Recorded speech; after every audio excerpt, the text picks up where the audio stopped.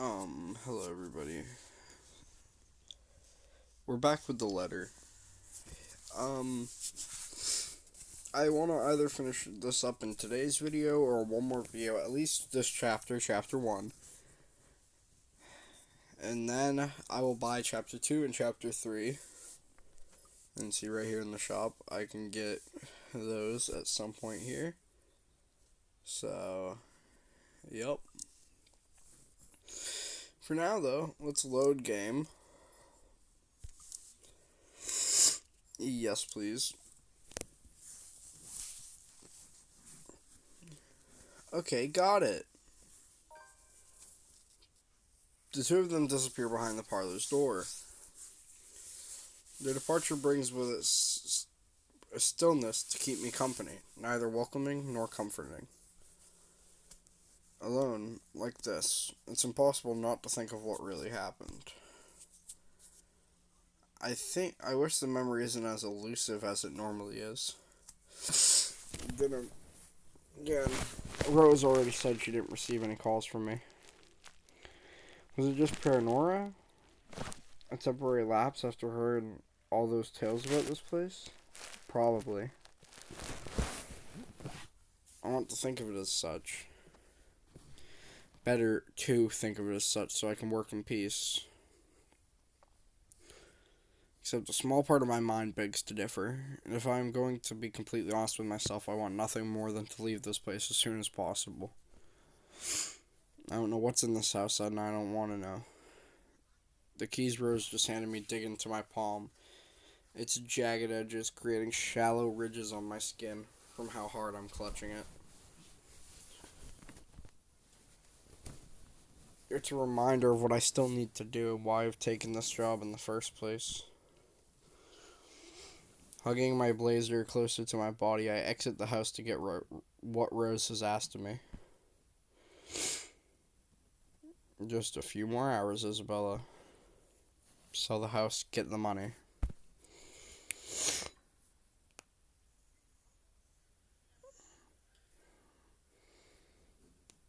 A flock of people have already gathered in the mansion's front yard by the time we officially open the doors. I'm not sure whether I should feel baffled or underdressed standing in their presence. Men and women of wealth and status, all dressed to the nines in fancy suits and lovely dresses of varying colors, composed the medium-sized crowd.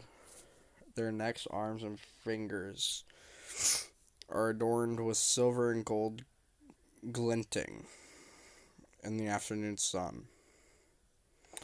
Some even have ridiculously fancy feathered hats on their heads. Bro, why are they so fancy, bro? I really hope there aren't any magpies living nearby like in the stories. Those birds will have a field day in this. They are murmuring among themselves, looking at the estate's facade appraisingly, with some arguing about whose mansion has the superior architecture. But most of it stops as Rose calls for their attention. They don't look too pleased at being ordered around, but what can they do about it? Ladies and gentlemen, I'm Rose Cooper, and this is my partner, Isabella Santos. We'll be taking a tour of the mansion in 2 groups. Please make sure you filled up our sign-in forms before joining a specific group. Those who want to look around the first floor, please follow my partner. I'll be guiding the ones who wish to see the ground floor.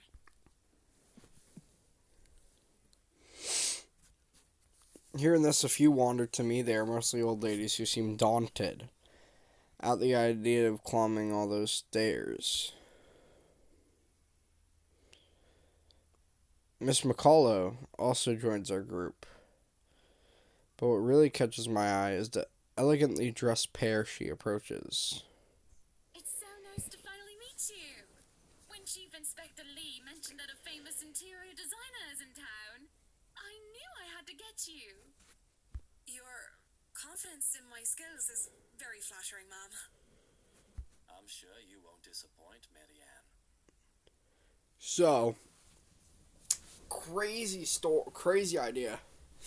They're gonna be the ones to buy the house. Okay. I'm pretty sure that's literally the chick who's gonna be in chapter 2.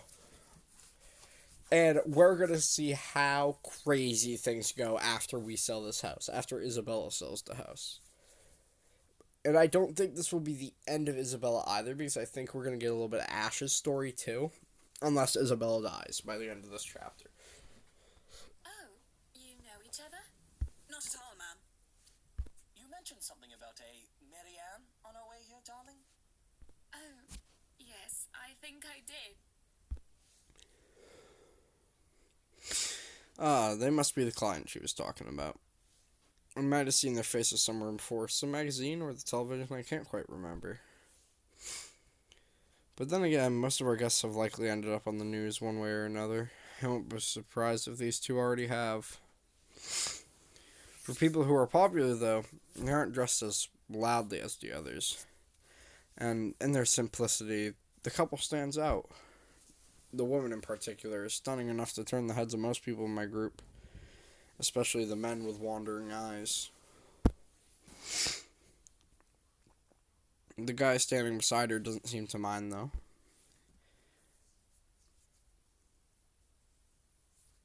And if I'm going to be a bit bolder with my assumptions, I'd say he's basking in the attention. Both of them, in fact. I think they are brother and sister, and if it wasn't for their public display of affection. The matching rings on their fingers just cement the fact that they are indeed a couple. Whatever. Couple or not, what's important is we get this deal closed before the current owners can even think of canceling the listing. I just hope one of the people in my or Rose's group is brave or generous enough to buy this mansion. So with papers in hand, I lead the way.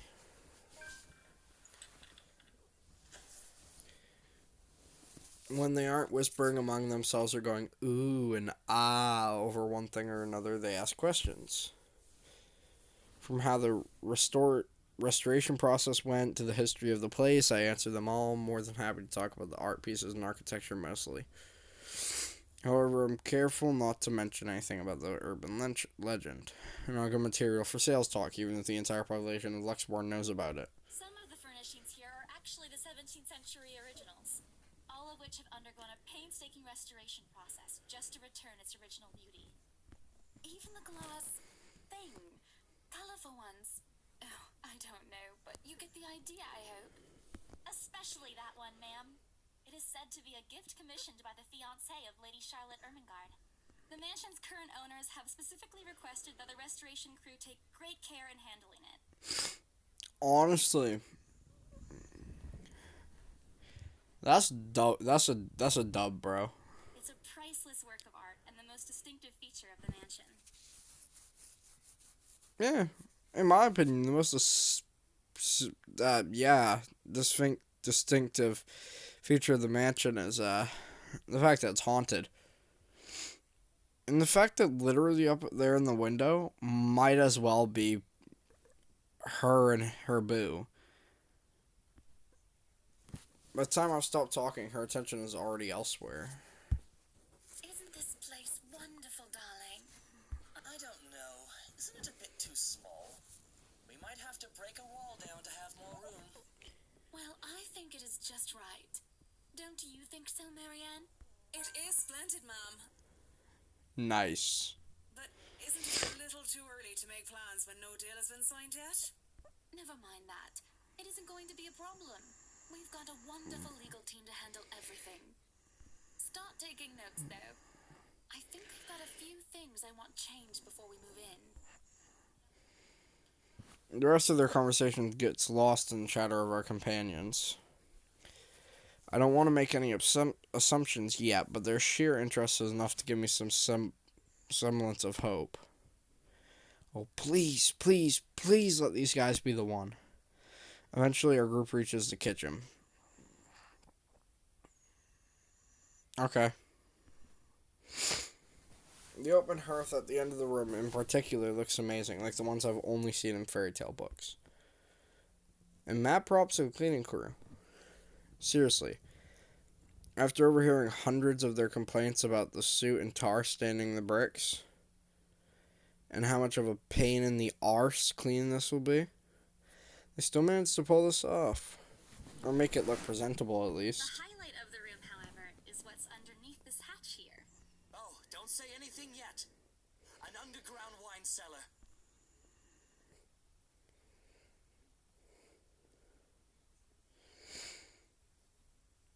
This is the first time the guy in gray speaks up, Mr. Luke Wright. My memory supplies from the forms I signed earlier.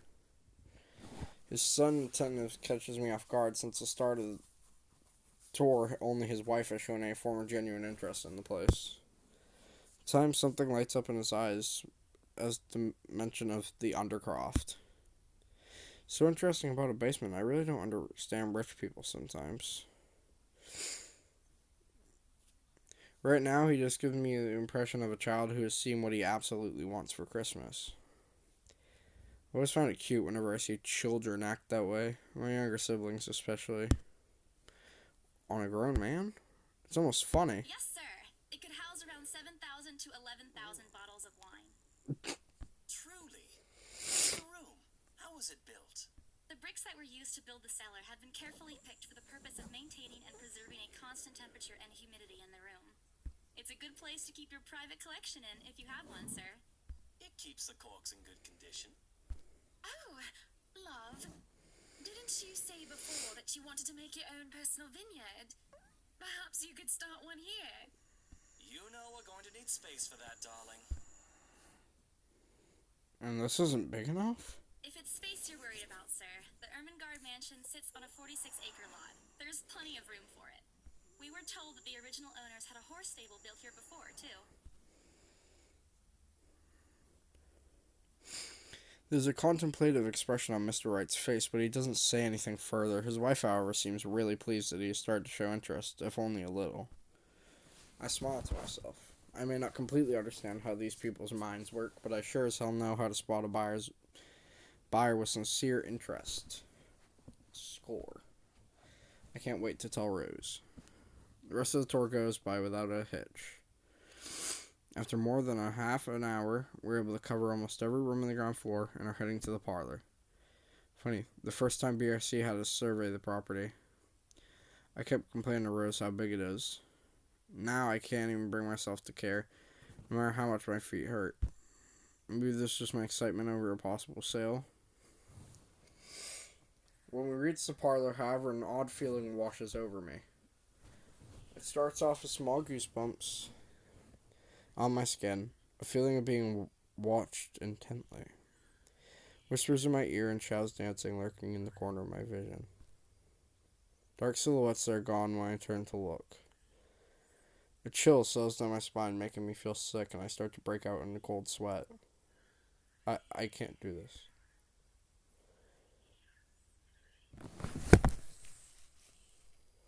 I need to sit down for a moment. The old ladies in the group have been requesting a break anyways. If I can just... Excuse me? Everyone?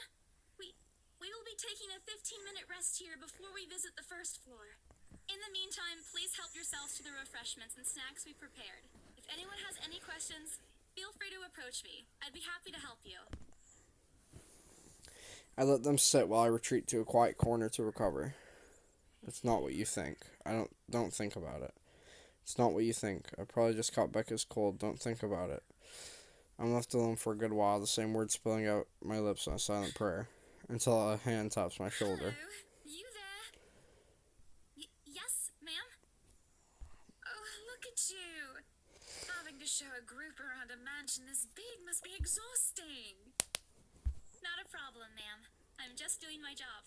What a hard worker. Anyway, Isabel, right? Isabella, actually. But yes, what can I help you with, ma'am, right? Please, just Hannah. Call me Hannah. I just wanted to ask, how soon are we able to move in?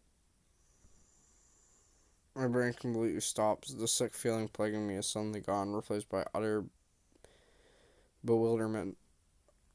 Is this a joke? She looks at me expectantly as I struggle to come up with an answer. Wait, ma'am, you see, but we haven't even negotiated a price yet, ma'am. We haven't even finished touring the rest of the mansion. A sale would be great and all, but... She stops me from speaking any further and puts a hand on my shoulder. For a moment, with her tight smile, she looks as if she has tasted a particularly sour lemon. Oh, please, sweetie, don't insult me. Money is not a problem. And, just between you and me, this place is better off with us than with some old lady who will probably just fill it up with cats. I personally don't think there's anything wrong with having cats here, Ma'am Hana. I'm sure there's more than enough space here if you want pets.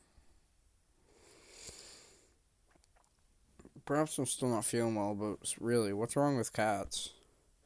More importantly, why is she talking about moving in already? Well, I'm more of a dog person.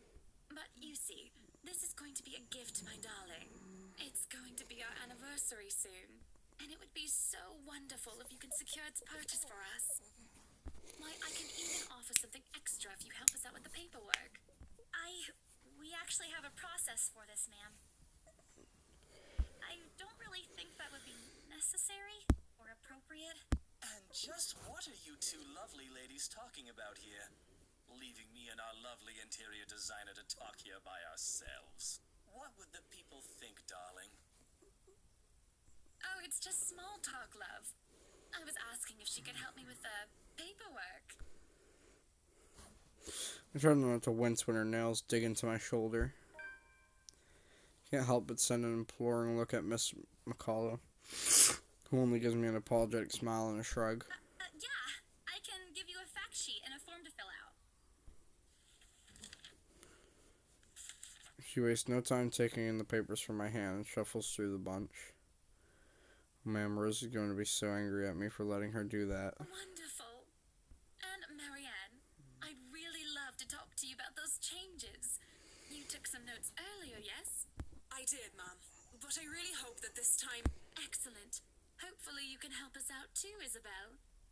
Yeah, most likely. Isabella. Right. It's a lovely name, Isabel. She's not getting it, bro. But Isabella, goddamn. Isabella. Exactly. Yes, that's great. We'll be more than happy to put in a good word to your superiors too, and what's this?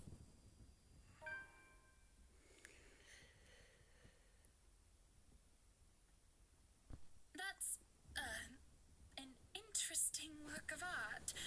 Not to my taste, though. I'm sorry. Darling, Buttercup, art is a complete overstatement for this garbage. It looks like a cheap prop from a D-list horror film. Shush, love. Let the girl do what she pleases with, what do they call this? Oh, forget about it. At the very least, it's not as dreadful as the one art exhibit I was forced to attend last month. I found the letter, chat. You should have seen it, Marianne. Even you would have been appalled. But I'm sure you'll know what to do with our walls once we get started. I highly doubt it is as bad as you say, Mom. Nevertheless, you can be assured that my team will only pick whatever suits your tastes. Nothing of this chain letter sort, of course. It has to always work with a palette. I'm quite sure chain letters these days don't come in this form. Yeah. What do they mean? Rose and I double-checked everything. Are the papers I handed not enough? I have to ask what I did wrong. I don't want to mess this up. With the way Ma'am Hannah's leading the conversation, I'm afraid that's exactly what will happen if I do interrupt her. That's good to hear. See, darling, isn't she an absolute delight to work with? I can't wait to see how this place will look when she's done with it. Oh, you don't have to tell me that, Buttercup. Smiles back on her face when she turns to me and hands me a strange piece of paper. I would still put it away if I were you, though. Anyway, as I was saying, I accidentally skipped. I'm sorry, chat. I did not. Yeah. I don't hear the rest of what she says after that. I can only stare down at the paper at the letter in my hands. Sides crinkle in my grip and my breathing grows labored. Dread quickly fills my mind. Isabella? Isabella? Are you alright? You're looking pale. I don't even notice when Rose's group joined us in the parlor. I want want nothing more than to say, no, I'm not alright. I want to leave this place, because I remember everything as clear as day. This letter and that woman in the attic, it's real. The letter. I'm sorry. I didn't know. Careless, I've been so careless. How do I even tell them that without looking? I've gone mad. Can't even tell them. I buried out before I could think twice about what I'm going to say. Rose, we need to get out of here. This place is cursed. Rose cast a nervous glance at the people in the room. They're so good with their pairs, but those curious enough to turn their heads in our group's direction have been given her trademark saleswoman smile. It's that expression on her face when she pulls me aside. Stella, we've already had a conversation about this weeks ago. Those are just stories. And I'm telling you that it's not. I saw something in there. It's not human at all. I thought it was just nothing, but isn't this letter proof enough? She gently reaches out to pluck the paper off my hand, without even taking a glance at it. She folds it back neatly. Look, I'm really getting worried about you. I know you want to see this open house through, but your condition is more important. Okay, you know what? We need to chill before she kicks us out. Give me a few minutes to wrap things up here, and I'll drive you to the nearest hospital. No! You don't understand! There isn't a condition, Rose. No concussion at all. I'm fine. But this place isn't, and you're being stubborn about it. Before Rose could open her mouth for a retort, a hand lands on both her shoulders, pulling the two of us a distance closer. Now, ladies, what seems to be the problem here? Nothing, sir. I just had to clarify a few things with my colleague.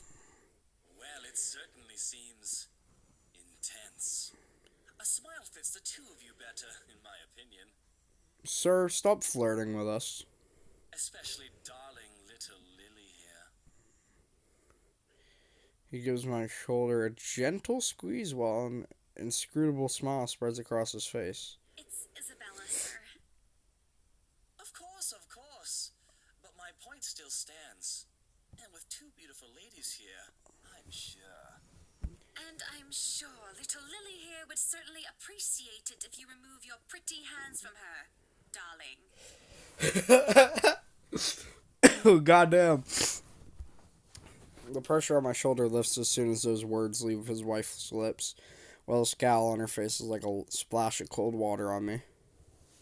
It's also impossible to miss the displeased frown on Miss Cullo's face. The realization that we might lose this sale because of my outburst instantly dawns on me. Rose will be beyond pissed. I think I need to step out for a while. I'll be back. Bowing my head, I mutter a quick apology and gather my stuff to make a quick exit. It doesn't matter if this place is haunted or not. I've caused trouble, and Rose can be quite unforgiving of behavior like this. So the door when she catches up to me. Isabella, wait! The apprehension must have been quite obvious on my face because her expression instantly shifts to something gentler. Eyes softer, fun smile spreading on her lips. Hey, I'm not angry. I know. I'm sorry I ruined this for you. Come on, you didn't ruin anything. It's not like we haven't ran into any problems before. If we don't get a deal today, we can always try on a different day. And, look. She hesitates, completely trailing off before shifting her gaze down to her hands, a small gesture to stall. Fingers are fiddling with a piece of folded paper. It's that stupid letter again. My hands stiffen when she gives it back, but I take it nevertheless. More as an automatic response than any desire to have it back. I'll throw it away if I can, but I have this nagging feeling that one way or another, it'll find its way back to me regardless of what I do about it. Rose, this is... You have to let them know about... I know you want us to get this sale so badly. And we've made a lot of plans on how to go about this. I mean, who wouldn't? This is the first time I've been assigned to a property like this. I've sold plenty of houses before, but nothing like what we have here. It's a beautiful house. I'd love to get one of my own if I ever win the lottery. But I think... Look, here's the thing, Isabella. If we are going to do this, work on something, I don't know, this big, I need you in top shape. And the way you are now, Mine stops. Wait, no, I can still work. I just need to get myself together. That's what you said earlier. I let it go because I thought, hey, it's your own body and you should know more than anyone how you feel. That's still the case, Rose. But after this, I really think you should take a break. You're kicking me out? No, I'm not. Look, all I'm asking is for you to take a seat somewhere I can see you, and let me handle this for now. You're clearly not yourself, and I honestly could use some time not worrying when you'll fall over or not. The day's not even over, and I'm already feeling the stress. Please, humor me just this once. She claps her hand together in front of her eyes pleading for understanding. And I do understand. To some extent. It doesn't mean I'll feel any less awful. Whether myself at the unlucky turn situation is taken, or for her, I don't really know. I promise I'll give you a full report of what happens after. I'll even let you take the lead tomorrow. Fine. Okay. I'll step aside for now. You're upset. A little, yeah. If it's any consolation, I won't tell the boss about today. You know how he is. Please don't. I don't want a repeat of the lecture I got during my first assignment. He called me a noob, and I don't even know what that means. Oh, that's funny. At the memory, we both burst into helpless giggles, earning us strange looks from the guests milling about the door. Talking and laughing like this, it's easy to forget any mishaps that happened. Little things you learn to appreciate, I guess. So, are we good? Still not okay with it, but Rose has a point. It's better for me to step out for this one for now. I won't be able to help you anyways if I keep getting distracted like this. Maybe I'll just take a walk outside or something while I wait for you to wrap things up. Okay, so I think what I'm going to do is I think I'm going to end this video here, and then I'll finish this game off in the next video. I really think that's probably the best thing to do here. I'm going to quickly look at relationship.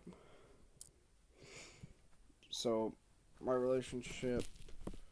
So, I will be playing as Hannah next, then Zachary, then Marianne, then Becca, then Ashton, then Luke. So that's interesting. I don't know who Zachary is, but we'll probably meet him somehow in Hannah's story. Marianne we've already met. Rebecca, Ashton, and Luke we've all already met. So, yeah. We'll see, but besides that, let me just check my save log one more time. Alright, I'm gonna quit. I saved though, so. Alright, here, when I go to load game, yep. Alright, I will see you all next time. Bye-bye.